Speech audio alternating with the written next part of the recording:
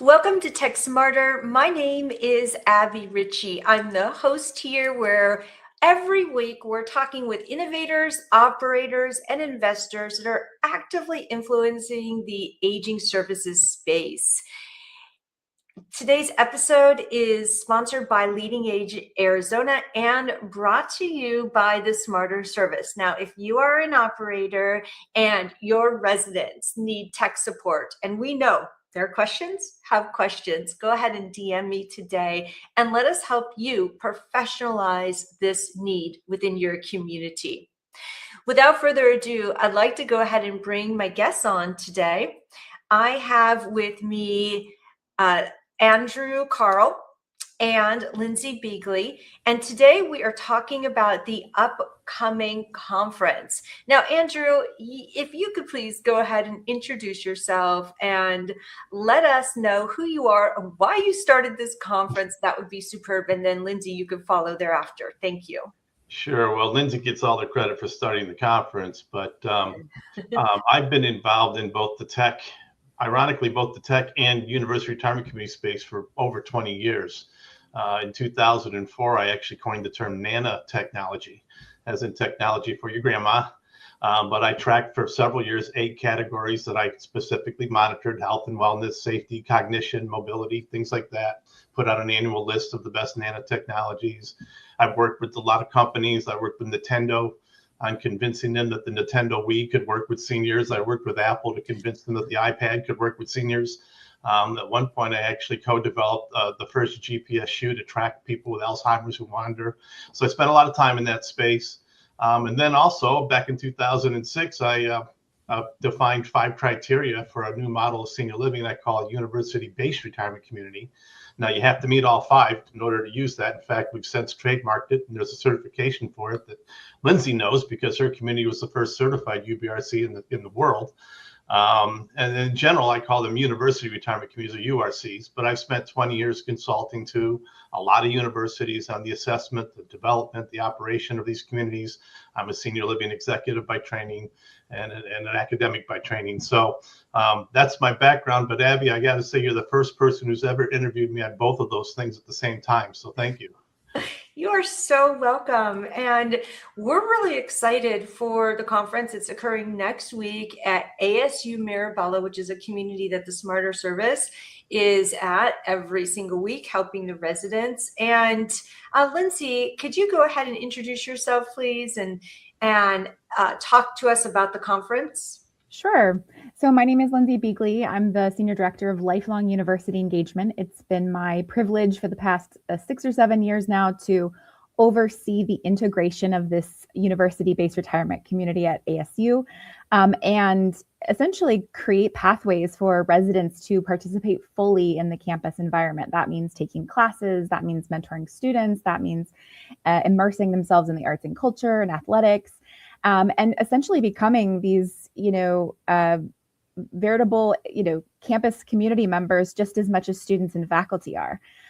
So that has been an adventure and have certainly benefited from Andy's criteria as we understand, how this model works and how we can create an experience that's really special and exciting for the future of senior living. I personally am on the higher ed side, so my background is in university administration. And so I'm also sitting as the executive council member of the Age Friendly University Global Network. This is a coalition of over 140 institutions worldwide who have subscribed to 10 principles of age-friendly universities, which means that we're not just thinking about how older adult learners can learn on the fringes of the university, but how we can create pathways for them to be involved in the core business of the university, the learning, the teaching, every aspect that you think of when you think of a university.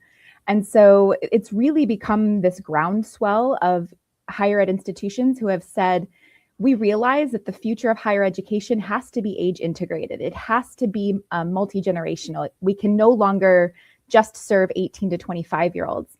And so we're on this precipice of learning how can universities be designed to better meet those needs. And so this summit is the first of its kind to bring together people who are doing exactly that. not just those of us who are doing university retirement communities, though that's one very important piece of the ecosystem, but also those who might be doing midlife transition programs or cogeneration initiatives, all kinds of innovations in this space that are transforming how universities operate to include older adult learners. I absolutely love this. And I'm so excited to be attending and as well as speaking at the conference next week. I wanted to ask you, Andrew, what is the expiration date for a university that refuses to pivot to this type of longevity market? Well, I mean, the first baby boomers turned 65 15 years ago. So I would say 2011 was the expiration date. If they're not there, they're already 15 years behind. We really are playing catch up. Look, I mean, by 2030, there's going to be more people over the age of 65 than under the age of 15 for the worldwide, not just the United States. And for the first time in our 300,000 year history as a species on this planet. So people are now paying attention to it, but honestly, they're late to the game. Baby boomers control 70% of the wealth in this country. They still do. They will moving forward. Commercial industries kind of started moving on it maybe 10 years ago. But universities have been, frankly, late to the game. I mean, the URCs that were around 30 years ago were full 30 years ago with a wait list. So we're seeing new ones coming online and they're filling up very quickly. But honestly, the expiration date was a long time ago. They need to catch up. What would you say is one of the biggest tech fails you see when developers build these type of communities without a genuine university partnership? I mean, it's what I call the great divide between geeks and grands. When I would go into these URCs 20 years ago, they had lots of student interns, but they were all in the health professions, right? Nursing students, PT, OT, medical students, maybe some nutrition. They might have some business administration or hospitality majors, but I didn't see any IT people in there. I didn't see any computer science people in there. I didn't see any robotics people in there. So I think the disconnect has been this idea that somehow, this frankly ageist attitude, not just from the universities, but from the senior living providers, that somehow computer science majors wouldn't have anything to do with the senior living community. And of course they could have something to do with the senior living community. I just told you the size of the sector that's out there and how much wealth baby boomers control. So I think that's been the failure. I think it's changing, but I will say that it still is lagging behind, in my opinion. There's tremendous strategic opportunity there for universities, for senior living providers, for researchers to be engaged in all of this. And what they're doing with the Global Aging Network is exactly on that path as well, is just pointing this out. But honestly, it could have been done years ago.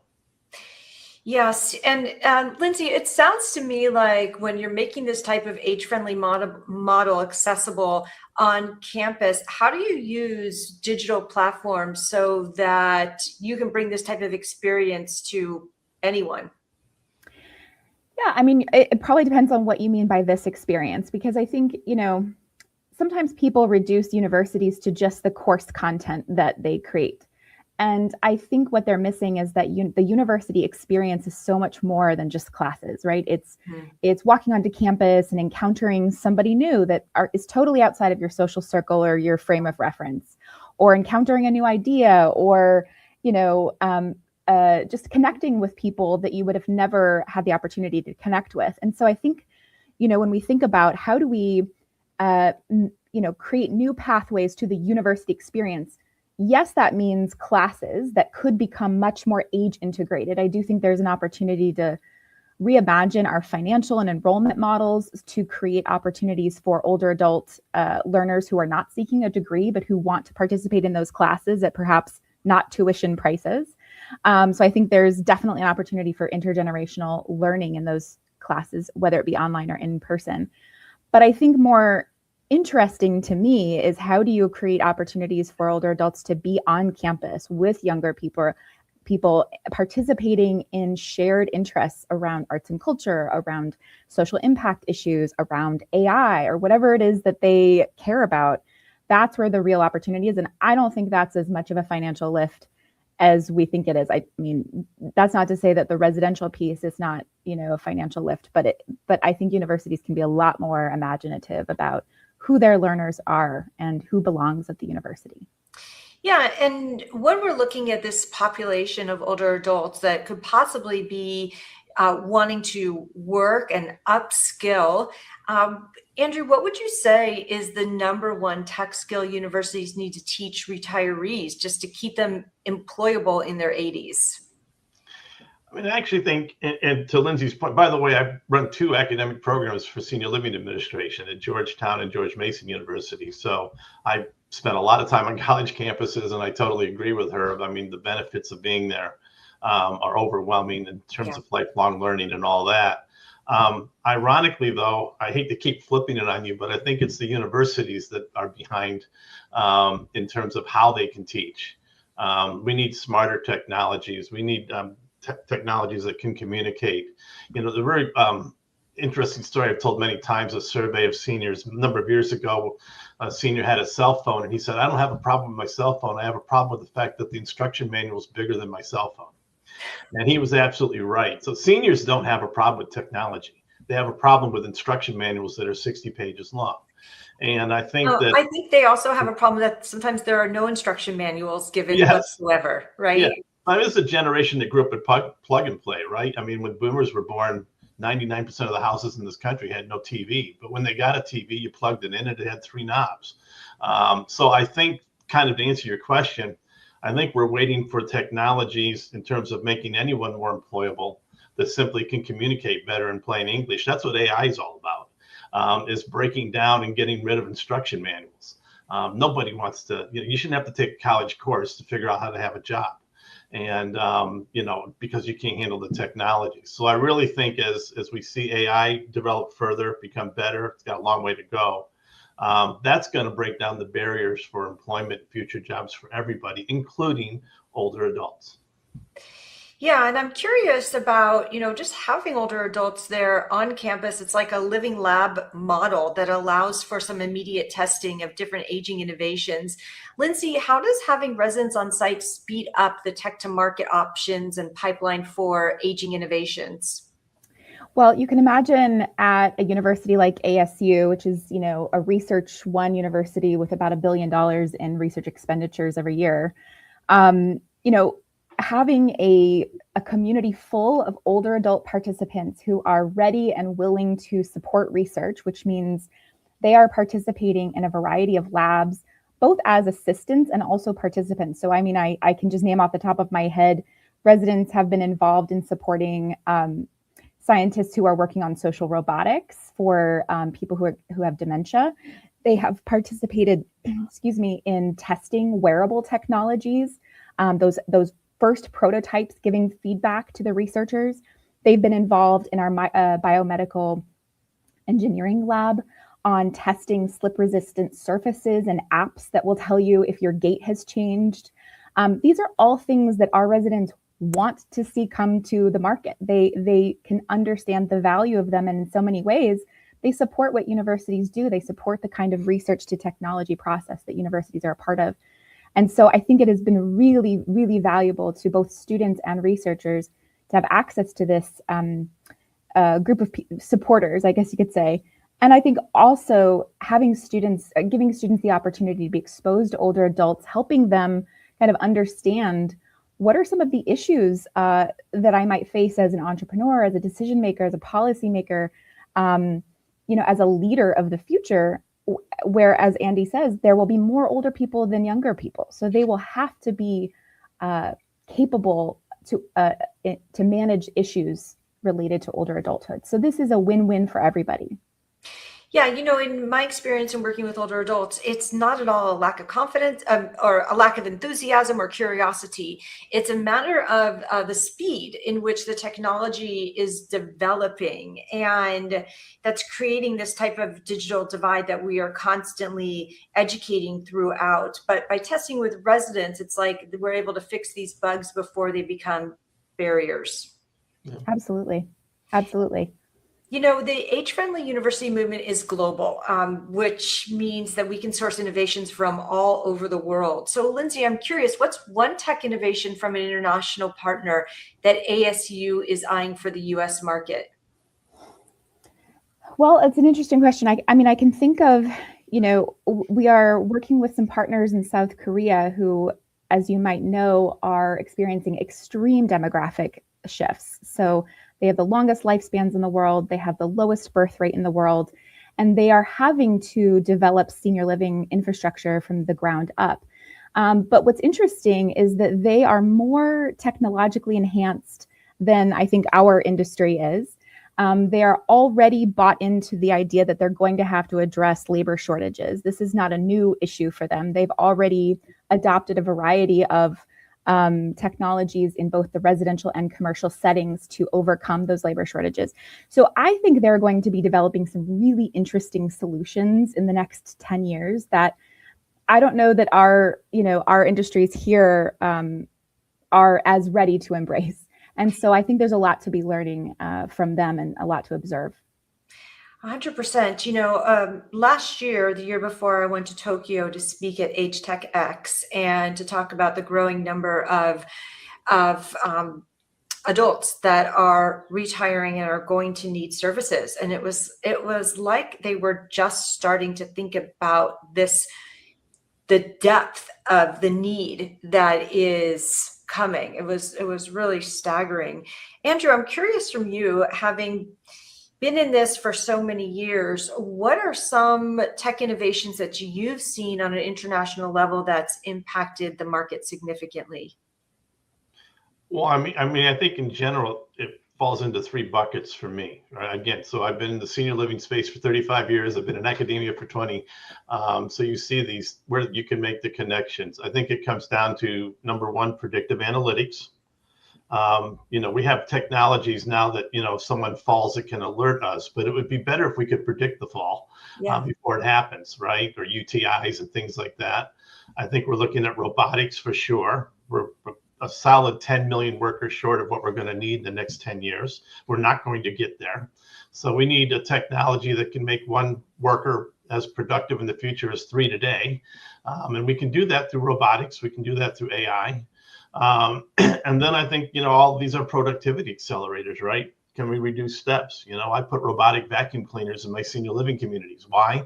Because I didn't need somebody to literally walk miles and miles and miles behind a vacuum cleaner every day, when a robot could go up and down the hall and do it too. We have things that can keep our nurses' aides from having to go check down the room, down the hallway 5 times a shift. Every time you can eliminate steps and replace it with something better, that makes people more productive. Obviously, again, artificial intelligence, predictive analytics make people more productive. And all of those things make life better for older adults. And universities can play a role in all of this. I mean, to Lindsey's point, and I think I mentioned earlier, I had to convince Apple to give me an iPad when they first came out, whatever that was years ago. They did not think that there was a target audience at all for seniors. And I had to convince them to give me one, which I had to then drive 5 miles down the road to take into a senior living community to show them that I had residents who had never touched a computer in their life were using a computer within 2 minutes. Why? Because we got rid of the keyboard and the mouse. That's the only thing that stopped them. It wasn't the computer. So these are the things that by having a URC on campus, you can access all of these things. You don't have to convince somebody. You don't have to drive 5 miles. It's right there. And we can now, remember, it is their home. It's not a laboratory. Right. But these communities, as Lindsey are filled with retired faculty and staff and researchers and highly educated alums who happily participate in these things, as long as you make sure that it doesn't go too far and, take away their home. I want to ask you both, because I'm speaking on this next week, and it's really the matter of tech education at these retirement communities that are on universities, and how important this piece is to overall adoption and ease of all of the opportunities that are available on campus. Would you say that you've seen an increase in tech education at these communities? And Lindsey, you can go first, please. Yeah, I can speak to Mirabella at ASU. I feel really proud that you're joining this summit, Abby, because I feel that this is a really critical part of the discourse, that we have to provide some interventions, some implementations to overcome any technological barriers to them participating fully in the campus community. And as you suggest, even an in-person class is going to have a technology component. So if they're going to be students participating meaningfully in a class, they need some level of technology support. So at Mirabella at ASU, they have access to all of the supports that students have, a 24-hour, 7-day-a-week hotline. They've got an on-campus tech studio, but they have the convenience of the smarter service every week. And we also employ an honors student to hold 2 hours of office hours every week to support with course-related technology applications. So that means, the learning management system or any, yellow dig discussion board posts that they have to download into their computer. These sort of unique things to this classroom environment. So we have 4 levels of technology support, and that is because we're deeply dedicated to making sure that folks can participate in any way that they want to in the modern university campus. Thank you. And Andrew, what's your take on that? I mean, look, I think it's what we've been saying here. There's a tremendous opportunity here, strategically, academically, right, empirically, and I keep saying, well, they're behind, but we also need to put the systems in place to move this forward. So, Lindsey mentioned earlier, the global network has, I think, 10 principles, right, and I've got 5 criteria for what is really makes a successful URC. So we need things that are tangible and measurable to create structure into this sector so that people know where they're going, because otherwise they're just wandering around in the dark. So I think a lot of this, in terms of this event next week too, is about, how do we bring more structure? How do we bring more definition so that the people who want to get involved have a roadmap? They know where they're going. As Lindsey knows, I've tracked, over 80 some URCs in this country, but the vast majority of them are very loosely configured, organically formed. They're just kind of winging it. They're leaving so much on the table. It would make you sad if you saw how much they're leaving on the table. And then you see the ones that are meeting all the criteria and getting certified, who are showing, as Mirabella has done, as the Woodlands did at Furman, they're showing the massive things you can do if you just bring some structure to this and have a roadmap and know where you're going, and can elevate this exponentially, not kind of, exponentially, in terms of what you can do in bringing these 2 worlds together. Yeah, it's it's much in the way that tech support for residents has been viewed within senior living communities. And I'm not just talking about the ones that are on retirement communities, but a lot of times, like, the tech support solution is piecemeal together. It's loosely, Band-Aid together, mostly because this tech need really came out of the past 10, 15 years, and it accelerated so quickly without a real solution in place. And so it is 100% necessary to have a professional solution, not a band-aided solution, but a professional solution to support the growing needs of the residents. And one last thing I wanted to ask you about, if you could really bust one myth right now about aging in technology that you hope the conference addresses, what would it be? Lindsey? Well, I think my mission in life is to reframe older adults as the most abundant natural resource that we have available to us. And while it is true that students do a lot of teaching to older adults about technology, I also think that older adults are inspiring students to think differently about technology and future applications of it. I've witnessed residents helping students understand how it can help them with their Parkinson's symptoms, right? And so the hope and the inspiration that older adults represent, I think, will inspire the next generation of technology leaders and developers. Love it. And Andrew, how about you? Yeah, I mean, I think that along the same lines, I don't think seniors are behind when it comes to technology. I actually think they're ahead. And what I said earlier, they just don't want to read a 60-page instruction manual. And I proved that to Apple, right? And I proved that to Apple when I handed an iPad to an 85-year-old woman who had never used a computer in her life. And 2 minutes later, she was actually playing roulette on my iPad. But so I think that they're ready for it. But we need to really accelerate what we're doing with it, which is what AI is doing. And it can be good, or it's got a long ways to go. Let's not kid ourselves. But I think it holds tremendous potential for everything from information and communication to robotics. to robotics that can actually do things. My in-laws are in their 90s down in Florida, but they can turn on all their lights with their voice. Their Alexa reminds them when to take their meds, when they have a doctor's appointment. They have a Roomba that they love watching go around their living room once a week. So they're in their 90s and they have no problem with technology. So I really think it's us catching up with them and finding better ways to do it. 100%. For those of us who are watching this right now and who would like to connect with you, Lindsey, what's the best way for someone to reach out to you? Just by email, lindsey.beagley@asu.edu. Happy to partner with anyone who wants to get into the space. I think part of the value of this summit is to start to see that there's a critical mass of those of us who are working in this space, who are championing these solutions. And if you are doing that kind of work, you're not alone. All of us are, I think, seeing the possibilities for the future. So I welcome new partners and members. Wonderful. And Andrew, what's the best way for someone to connect with you? Yeah, look, my consulting practice is Carle Consulting. I've had for 20 some years, carle@carleconsulting.com.